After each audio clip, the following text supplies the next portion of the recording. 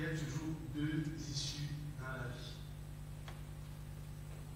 Soit le bien, soit le mal. Dieu dit,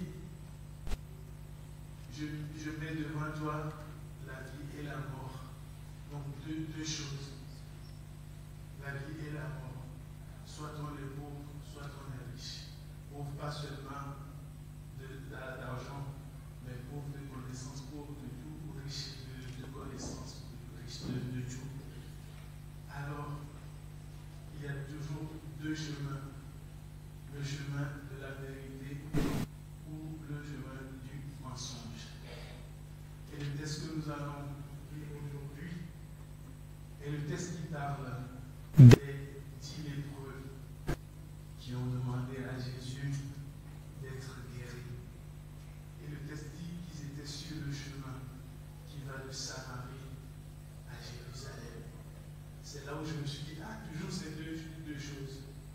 Le chemin du péché vers le chemin de la repentance. Une ville, Samarie, pécheresse, une ville sainte, deux issues. Alors, avant de lire ce texte, dont j'invite Anne-Laure à s'approcher pour nous lire ce texte, prions. Et le thème de cette méditation est la route de la guérison. Seigneur, nous voulons être entre tes mains comme l'argile dans les mains du potier. Donne-nous ton esprit, ouvre nos cœurs et que ta parole nous façonne à l'image de ton Fils, Jésus-Christ, notre Seigneur. Amen.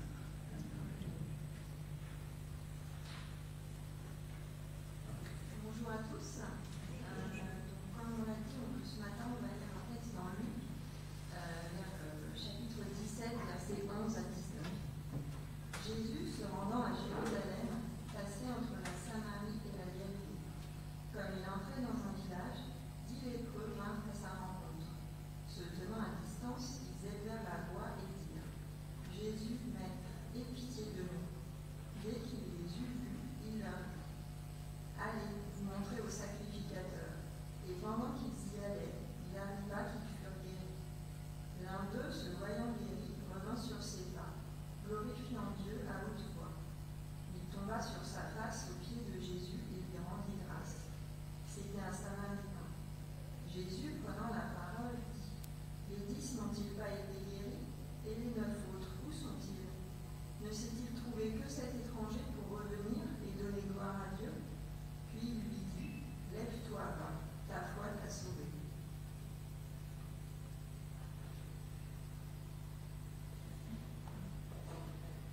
Merci Anne-Laure.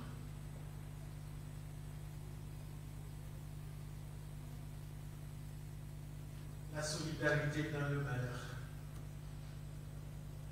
Aujourd'hui, nous constatons que les personnes touchées par un même événement malheureux, de près ou de loin, se rassemblent entre eux pour essayer de trouver une solution à leurs problèmes. Nous entendons donc souvent dire association de victimes de ci, de victimes de ça, collectif de lutte contre ci, contre ça, ligue de recherche par exemple contre la mucoviscidose, contre le cancer, etc., etc. De cette façon, la Ligue de recherche pour la lutte contre la lèpre a réussi depuis des années, plusieurs même, à trouver des moyens pour guérir les malades de la lèpre. Mais dans notre texte de ce jour et à l'époque de Jésus, même bien avant lui, nous dit les lépreux figurant dans ce texte n'ont pas eu cette chance. Il n'y avait pas d'existence d'une ligue à cette époque qui pouvait les aider à guérir et à avoir leur place dans la société. Si ce n'est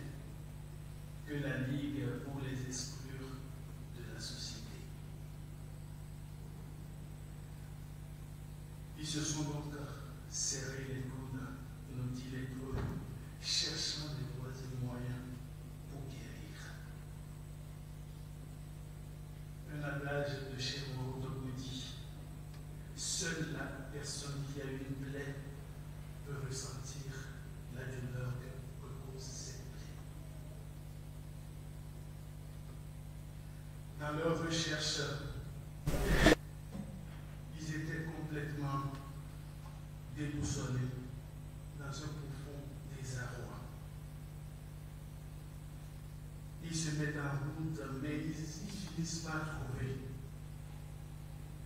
une possible source de guérison.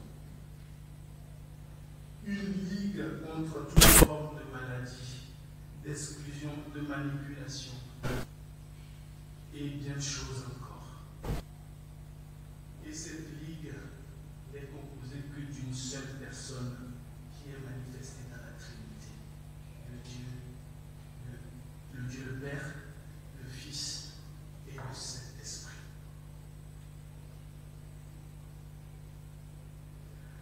Nous dit l'Hébreu, attendait donc Jésus entre la route qui passe de Samarie à Jérusalem, comme je viens de le dire. La route qui passe d'une ville considérée comme pécheresse à une ville sainte où l'on peut prier Dieu et recevoir l'exaucement de cette prière. Mais sommes-nous vraiment sûrs de ça? Personne ne sait. C'est de cette façon que la femme que Jésus a rencontrée auprès du puits, la femme samaritaine, lui dit, nos pères ont dit, on peut prier sur cette montagne pour être exaucé, mais vous, les Juifs, vous dites qu'il faut prier Dieu à Jérusalem.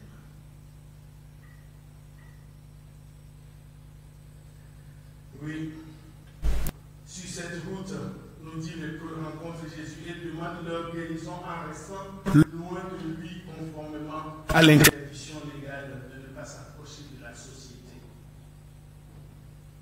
Comme le publicain avec le pharisien dans le temple qui priait Dieu, ils se sont éloignés de Dieu, ne voulant même pas regarder le publicain, se dit, frappe la poitrine, dit, moi pécheur.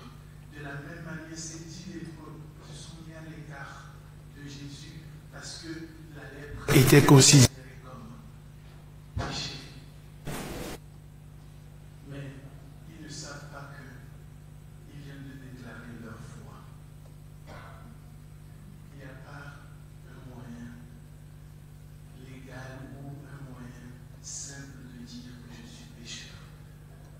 Tout se passe au-dedans de nous. Le voile était déjà déchiré dans le cœur. À Jésus de le déchirer à présent visiblement, le faire battre. À Jésus de faire sauter la barrière de l'institution selon laquelle on ne peut prier qu'à Jérusalem. La prière est déjà entamée sur une route pécheresse vers une vie sainte. Ils crièrent tout simplement à Jésus, aie pitié de nous. Et toi, c'est quoi ton cri vers Jésus quand tu es dans la détresse? La liaison est faite, l'autorisation est donnée, tout est accompli. Ce n'est pas forcément le soir où Jésus est livré que le voile s'est déchiré. Le voile se déchirait tous les jours de la vie de Jésus. Mais nous ne l'avons pas vu. Ce n'est que l'accomplissement des choses. C'est pour ça qu'il a dit, ce soir, tout est accompli. La barrière est levée, donc allez-y pour montrer aux autorités. Jésus a dit. Quelle autorité? Les autorités religieuses de Jérusalem, bien sûr. Mais pour eux, se montrer aux autorités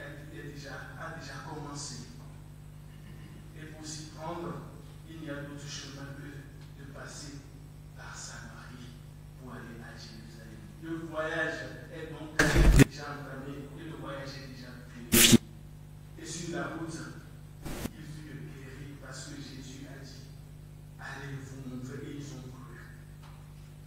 Ainsi, tout ce que tu ressentiras en frustration intérieure et extérieure à cause de l'évangile ou autre chose de la société encore aujourd'hui, les incompréhensions, tout se guérit auprès de Jésus, à ses pieds. Par ses meurtrissures, nous sommes guéris. Esaïe nous a dit. Ainsi, nous pouvons construire des initiatives de mise en place de ligues ou d'associations nécessaires pour quelques actions que ce soit dans le monde actuel sous la conduite de l'Esprit Saint. J'ai lu il y a quelques années sur un manifeste du théologien protestant qu'on a nommé Christophe, mais que je ne connais pas, et qui a traité aussi ce sujet. Et j'ai lu quelques passages qui montraient à ce que moi je voulais dire aujourd'hui. Et il dit et dit ceci: aujourd'hui, plus besoin de naître. Les causes d'exclusion ne manquent pas dans notre société. Il y a toujours des exclusions sur la maladie, l'origine, la naissance, le sexe, l'orientation qu'on donne à sa vie. Et plus les nouvelles exclusions créées par notre société de consommation et de technologie. Sans oublier les exclusions héritées de notre histoire comme celles liées à la croyance et à la religion. Entendons-nous les cris de désolation qui nous sont adressés chaque jour à l'échelle infime où nous sommes. Laissons les gens qui dirigent le monde, qui dirigent nos pays, les cris de détresse, de désolation qui sont à l'échelle infime dans nos maisons, dans notre travail, dans cette église, même dans notre communauté, les entendons-nous.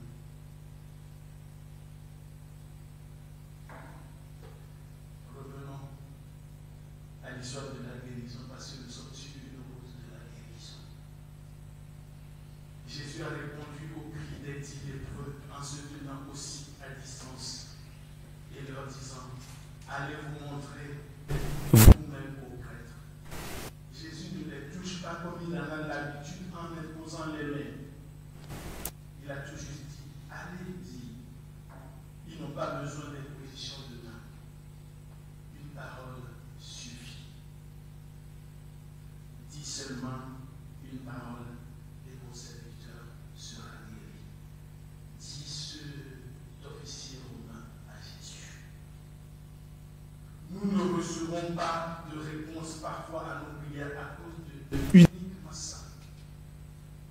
La parole ne nous suffit pas. Nous attendons trop d'actions. Il nous faut être suffisamment résolus en nous-mêmes à ce que nous demandons. Il nous faut être résolus que tout ce que nous demandons nous est déjà donné selon les Écritures. Selon les Écritures, c'est dit les preux se reconnaissent pécheurs. Et se tiennent à distance du sein de Dieu. Selon les Écritures, ils étaient convaincus que Dieu est miséricordieux et ne pratique aucune exclusion. Quelle qu'elle soit, Dieu ne pratique pas ça. C'est avec cette conviction qu'ils sont allés voir Jésus sur cette route. Je suis le chemin, la vérité et la vie. C'est uniquement par ce moyen que nous pouvons recevoir la réponse à nos prières, à nos demandes à Dieu. Nous devons nous servir de l'Écriture. Je puis tout par celui qui me fortifie. Philippiens 4. C'est ça, prendre Dieu au mot, à ses propres mots. Dieu je viens à toi, que cette parole s'accomplisse dans ma vie. Comment y arriver si nous ne méditons pas la parole, sa parole, et nous laisser accompagner par son esprit?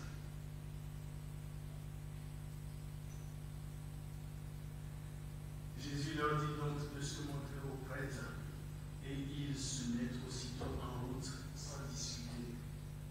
Alors que dans 2 Rois, je me rappelle, 2 Rois chapitre 5, l'officier syrien Naaman, lépreux aussi qui s'est rendu chez Élisée, lui demande d'être purifié. Élisée aussi fait comme Jésus, ne sont même pas dû. Dis à ton patron d'aller se plonger 7 fois dans le Jourdain pour se purifier. Et sa peau sera plus lisse. Mais Naaman ne voulait pas parce qu'il voulait des actions. Mais sa servante l'a convaincu d'aller faire ce que le prophète lui dit. Dieu n'est pas un Dieu d'action. Notre Dieu n'est pas un Dieu d'action. Ce n'est pas comme Terminator ou quelqu'un d'autre. Non. Ce n'est pas un Dieu bling-bling. Non du tout. Sachons écouter nos frères et nos sœurs qui sont à côté de nous des fois quand ils nous conseillent. Disposés à nous faire revenir sur la bonne voie pour uniquement notre bien. Comme je le dis, je viens d'un pays où il y a beaucoup de païens aussi. Et dans la région païenne de chez moi, quand un Dieu réalise une demande que tu lui fais, que tu lui as faite, il faut promettre de donner quelque chose. Et après, il faut payer la dette. Sinon, la personne qui a fait la demande replonge bien dans le salera, comme on le dit. Et c'est pire, sa situation est pire qu'avant. Mais dans notre tête, Jésus n'a rien demandé. Il ne demande rien. Notre guérison, la guérison de Dieu est une chose gratuite. La seule chose que Jésus nous demande, la seule chose que Dieu nous demande, c'est d'avoir la foi. Il n'a rien besoin de qui que ce soit. Nous avons notre libre arbitre. Tout ce qui n'est pas bien construit est et reste toujours éphémère. Un d'entre ces lépreux, un samaritain, un païen, selon les Juifs, accomplit cela. Parce que probablement, je me suis dit, il sait très bien qu'il faut retourner faire une action là où tu as eu la guérison. Parce que tu as demandé quelque chose. Oui. Un de ces pharisiens est retourné sur ses pas et a demandé que sa guérison soit consolidée. C'est ça le retournement de la situation. Au lieu de suivre l'instruction de Jésus d'aller se montrer au prêtre, il retourne en arrière, désobéissant ainsi à Jésus. Le retournement, est-ce que nous le faisons encore ou bien nous sommes comme peut-être ces 9 autres lépreux qui sont déjà résolus, qui connaissent déjà Dieu et observer les règles de la religion. C'est ça le piège pour nous aussi aujourd'hui. Nous sommes chrétiens depuis des années et si vous êtes comme moi, qui est éduqué dans la religion chrétienne depuis son enfance, on se croit tout connaître. On croit tout connaître et on ne se remet pas en cause. Essayons de faire ce retournement à chaque fois dans notre vie. Nous en avons besoin. Rien n'est acquis dans la maison de Dieu. Sachons être humbles spirituellement et procéder à ce retournement. Autant de fois qu'on en aura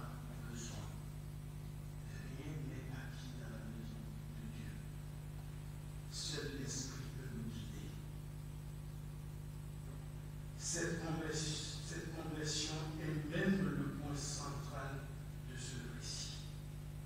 Certes, la guérison est importante, car c'est l'accomplissement d'un miracle et la manifestation visible d'un signe divin. Mais aux yeux de Jésus, la conversion est plus importante encore. Elle constitue un vrai miracle car elle touche l'intériorité de la personne et sa relation avec Dieu. C'est ce que le premier a ressenti en lui-même et est retourné vers Jésus et reçu donc la guérison intérieure nécessaire. La lèpre de son âme est maintenant guérie et purifiée. Il ne veut pas que sa guérison soit ou reste éphémère. Il veut que cela soit consolidé. N'ayant rien promis à Jésus, comme je viens de le dire, qui lui devient une dette, tout simplement, il lui dit merci. Ce mot m'a interpellé, merci. Car mon grand-père nous disait souvent, quand j'étais petit, l'ingratitude est le salaire qu'on reçoit de ce monde. Mais ce le pourrait guérir et purifier totalement corps et âme est l'exception à cette règle. Et à son âme, s'il était là encore mon grand-père, j'allais lui dire, ah là j'ai trouvé le contraire de ton affirmation, comme ça on aura pu discuter. Mais il est plus vivant. Mais je suis content de l'avoir contredit quand même par la parole de Dieu. Le théologien Christophe dont je viens de vous parler écrit aussi ceci. En fait, cette rencontre avec Jésus a bouleversé la vie de ce Samaritain. Il était malade, Jésus lui a adressé une parole de guérison. Il était exclu, Jésus lui a adressé une parole d'envoi. Il était maudit, Jésus lui a adressé une parole de libération. Il était imprégné de péché, Jésus lui a adressé une parole de salut. C'est ainsi, n'est-ce pas, que nos cultes sont conçus aujourd'hui. N'y a-t-il pas de paroles adressées pour nous guérir? N'y a-t-il pas de paroles d'envoi à chaque fin de culte que nous allons même faire encore aujourd'hui? N'y a-t-il pas de paroles de libération? Et n'y a-t-il pas de paroles de salut comme nous venons de faire? La volonté, la repentance et l'accueil du pardon. Faisons-nous attention à tout cela. C'est un culte. Tout ce que nous faisons du début jusqu'à la fin vient de l'esprit. Tâchons de nous concentrer et suivre tout. Dimanche après dimanche. Même les études bibliques, il y a des choses que Dieu a à nous dire. À présent, ce Samaritain n'est plus malade, et plus les autres d'ailleurs, ni maudits ni pécheurs. Ils sont guéris. Il est guéri. Il peut profiter de sa famille, de ses amis. Il peut de nouveau vivre sa foi dans une communauté. Il est libre et peut retrouver sa place dans la société. Il est sauvé définitivement au regard de Dieu. C'est ce que résume parfaitement Jésus à travers son ultime parole. Lève-toi, vas-y, ta foi t'a sauvé. Est-ce que dans ta vie, cette parole, tu l'as ressentie une fois? Vas-y, ta foi t'a sauvé. À chacun sa réponse. Il en sera de même pour toi, pour moi. À chaque fois que nous ressentirons dans nos vies une situation pareille, dans quelques états que ce soit, dans quelles conditions que ce soit, cette parole de vie et d'espérance s'adressera aussi à nous, selon les besoins, selon nos besoins, selon nos affections.